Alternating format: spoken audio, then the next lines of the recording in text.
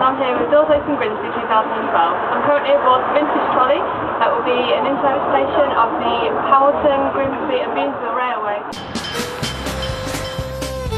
Hamilton, Grimsby and Beamsville Electric Railway was an interurban railway that operated between Hamilton and Vineland in the Niagara Peninsula.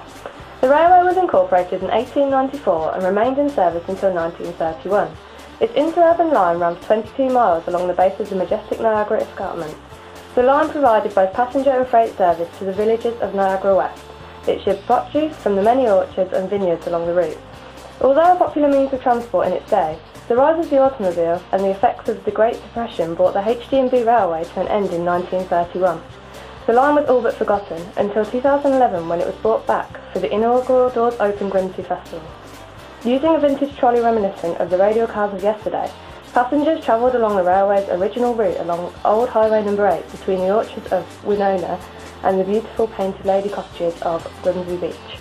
In a nod of the heyday of the HG&B in the 1920s, local citizens dressed in the style of the time to celebrate the return of an old friend after an 80-year absence.